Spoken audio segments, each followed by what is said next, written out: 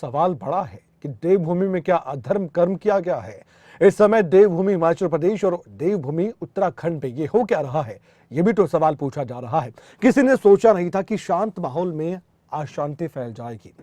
सूबे के मुख्यमंत्री चाहे धामी हो, चाहे हिमाचल प्रदेश के मुख्यमंत्री सुखविंदर सिंह सुक्खू हो, दोनों को यह अपील करनी पड़ी है कि देवभूमि में शांति बनाए रखें। ऐसे में सवाल यह भी पूछा जा रहा है कि समाज में जहर घोलने का काम कौन कर रहा है। अगर कोई वारदात हुई है तो जांच होनी चाहिए, निष्पक्षता से बात होनी चाहिए, लेकिन उसके इतर देवभूमि को जलाने का काम कौन कर रहा है? कौन ये साजिशें रच रहा है? भाईचारे को खराब करने का काम कौन कर रहा है? ऐसे कई सवाल हैं जिनके जवाब आने वाले वक्त में जरूर मिल जाएंगे, लेकिन फिलहाल वर्तमान की बात करें तो ये वक्त थोड़ा सा संवेदनशील बना हुआ है। हिमाचल के चंबा में जो हुआ वो किसी से छिपा नहीं है। ये वाकई में दंग कर देने वाली वारदात है। एक युवक की हत्या का मामला सामने आता है, उसके बाद से तनाव बढ़ जाता है, लोग इसकी चर्चा करते हैं। और ये भी आपको जानकारी हम देना चाहते हैं कि फिलहाल ये जो तनाव है अभी भी जारी है।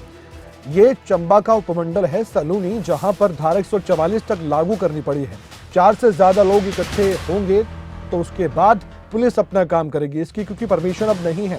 सलूनी उपमंडल में 3 पंचायतों के स्कूल बंद करने पड़े हैं।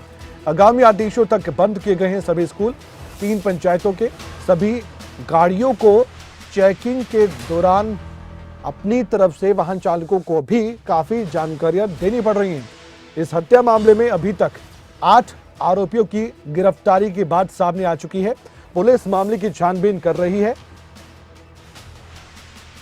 लेकिन इस पूरे मामले में एक बात तो साफ है कि जो भी हुआ वो बिल्कुल गलत बताया गया है और लोगों की भावनाओं को ठेस पहुंची है, क्योंकि जिस युवक की हत्या की गई है उस युवक के साथ जो भी किया गया वो वाकई में दंग कर देने वाला था। जी हां, बात हिमाचल प्रदेश की चंबा की हम कर रहे हैं। देवभूमि उत्तराखंड से भी ऐसा ही मामला कुछ सामने आया था जो एक विशेष धर्म से जुड़ा हुआ था, लेकिन हिमाचल प्रदेश के इस मामले ने सबको दंग कर दिया है। हमारे साथ इस समय हिमाचल प्रदेश के नेता प्रतिपक्ष जयराम ठाकुर साहब खुद फोनलाइन पर मौजूद है, जिन्होंने एनआईए की जांच की मांग तक उठाई है। जयराम जी, ये पूरा मामला बहुत सेंसिटिव है सर, आपकी जिम्मेदारी बहुत बड़ी है, आप पूर्व मुख्यमंत्री भी हैं, मौजूदा नेता प्रतिपक्ष है। जो भी देवभूमि हिमाचल प्रदेश में हो रहा है आपकी जुबानी हम जानना चाहेंगे। एक तो आप अपील कीजिए कि सब शांति बनाए रखें, दूसरा सर ये क्यों जरूरत पड़ी कि एनआईए की जांच होनी चाहिए इस पूरे मामले को लेकर? देखिए, आज भी जहां हम गए थे हमने यही अपील की है कि सब शांति से बने रहें और बिल्कुल तनाव की परिस्थिति पैदा नहीं होनी चाहिए किसी सूरत में भी। और ये खासतौर से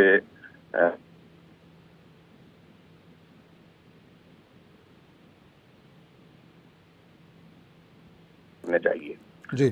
दूसरी बात, जहां ये सारी घटना की बात अगर आप कर रहे हैं तो ये घटना अपने आप में बहुत अलग तरह की घटना घटित हुई है। एक नौजवान की हत्या हुई, हत्या के बाद फिर उसका जो है वो 8 हिस्सों में टुकड़े करके काट दिया गया है कटर से, और उसके बाद बोरी में डाल दिया गया। बोरी में डालने के बाद उसको नाले में फेंक दिया गया। तो ये सारी चीजें होने के बाद जब इसमें इसके पीछे कौन है, तो एक व्यक्ति जिसका संबंध एक पर्टिकुलर कम्युनिटी से है उसका जिक्र करने की आवश्यकता नहीं है जी। तो उसके इतिहास में जब गए तो मालूम पड़ा कि वो अपने आप में एक अलग तरह का इंसान है और साधन संपन्न परिवार से भी है, लेकिन उसकी गतिविधि, और ऐसे में हमने इस सारे मामले को लेकर के यही कहा है कि इस घटना को हल्के में नहीं लेना चाहिए, गंभीरता से लेना चाहिए। और उस व्यक्ति के पूरे इतिहास की पिछले अरसे से काफी लंबे समय से जो जिन लोगों से मिलना जुलना, बैठना उठना, बात करना जी। वो सारी चीजों की जांच होनी चाहिए। सिर्फ यही नहीं कि हत्या हुई जी। और हत्या के बाद उसने ये इस प्रकार से जो व्यवहार किया, सारी चीज को लेकर के जांच होनी चाहिए। और जांच में मुझे लगता है कि बहुत सारी चीजें निकल सकती है, क्योंकि अब चर्चा पहले होती नहीं थी, अब सारी चर्चाएं बाहर आ रही हैं उसमें।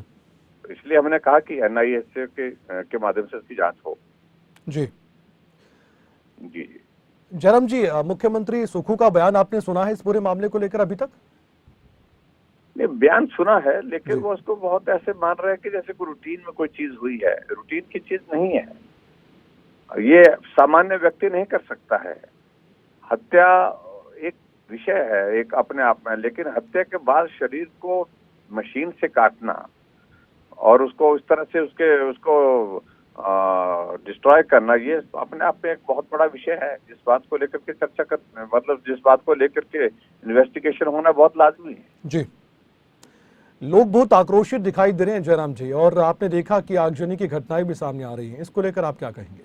नहीं, देखिए, पिछले कल मैं यही कहना चाह रहा हूँ, देखिए प्रशासन की ओर से कुछ कमियां उसमें दिख रही है, जी। और पर्टिकुलरली जो उनके घर को जलाना, वो अपने आप में एक बहुत बड़ी घटना है। जी, और वहाँ पुलिस कहाँ थी उस वक्त, ये सोचने का विषय है। बिल्कुल। और उसके बाद आज हमें दुख इस बात का हुआ कि हम उस परिवार के, जो मनोहर है जिसकी हत्या हुई है, उसके परिवार में उसके जो परिवार के सदस्य हैं उनको मिलने जा रहे थे, लेकिन हमको जाने की अनुमति नहीं दी। हमको 60 किलोमीटर पीछे रोक दिया गया। और ऐसा क्यों सर, ऐसा क्यों? वही हैरानी की बात है कि आप नहीं जा सकते हैं। हमने कहा कि हमको जाकर के सांत्वना देने दीजिए। परिवार में वो एक ही बेटा था जो कमा करके देता था, माँ बाप बूढ़े हैं, बहनों की शादी हो गई है, तो इसलिए हमको जाने तो दीजिए कम से कम। लेकिन हमें इजाजत नहीं दी गई, कहा गया कि आगे 144 लगा है। और हमने कहा कि हमारी गाड़ी और हमारी गाड़ी के साथ कुछ और गाड़ियां जो चल रही हैं, हम गाड़ी को कहीं नहीं रोकेंगे, गाड़ी से किसी को उतरने नहीं देंगे, हमको जाने दीजिए। लेकिन कहा कि आपको नहीं जाने दिया जा सकता है, ऊपर से आदेश है। कांग्रेस पार्टी अब कहेगी राजनीति कर रहे हैं आप। देखो, राजनीति करने के लिए हमको बहुत सारी चीजें हैं। जिस घटना ने पूरे हिमाचल प्रदेश को जो है बड़े दहशत के माहौल में डाल दिया, उनको इस बात को समझना चाहिए कि कितना हल्के में ले रहे हैं वो। सर, और मेरा इसमें ना सरकार की ओर से कोई मंत्री गए, ना मुख्यमंत्री अभी तक गया। जी। अगर हम गए तो वहां हमें जाने से रोक दिया गया। लेकिन सर, देवभूमि हिमाचल प्रदेश बहुत शांत प्रदेश है। अंतिम सवाल है मेरा, अगर ये अशांत रहता है तो बहुत दिल दुखता है।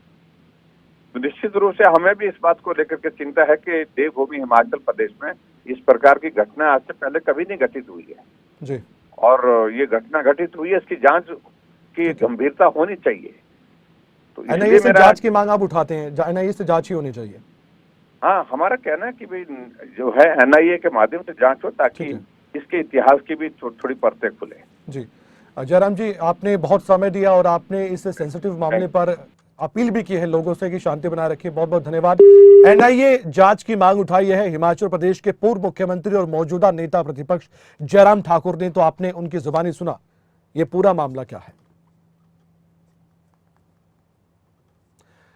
धारा 144 लागू कर दी गई है। आपने सुना जयराम ठाकुर जो कि अपनी जुबानी कहते नजर आए कि हम पीड़ित परिवार से मुलाकात करने के लिए जा रहे थे, लेकिन धारा 144 का हवाला दिया गया है। एक रिपोर्ट देखिए हमारे संवाददाता मनोज की।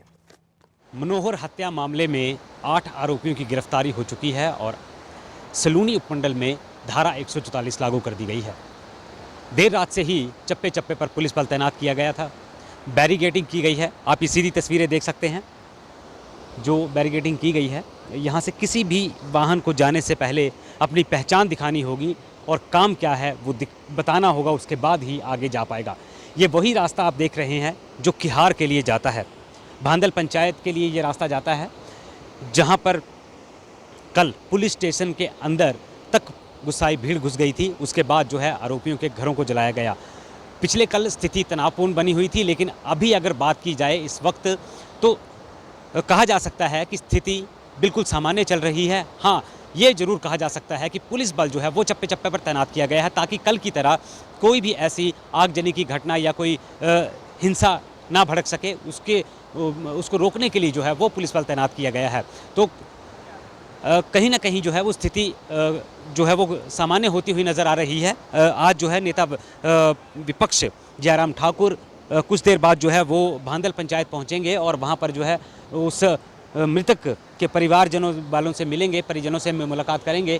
तो आप देख सकते हैं हर तरफ जो है वो पुलिस बल तैनात कर दिया गया है और इसी तरह कई ऐसे नाके हैं जहां पर पुलिस बल तैनात किया गया है और जगह जगह कहा जा सकता है कि जो जिलाधीश हैं यहाँ के, वो भी मूवमेंट पर हैं, एसपी मूवमेंट पर हैं, पुलिस बल के जो पुलिस बल तैनात किया गया है। तो कहीं ना कहीं जो स्थिति है वो अब सामान्य है, किसी तरह की कोई कहा जा सकता है कि स्थिति अब सामान्य हो रही है और कोई भी ऐसी जो सूचना है वो किसी प्रकार की कोई सूचना नहीं है। हालांकि जो है वो पुलिस के द्वारा जो है मूवमेंट तेज़ की गई है।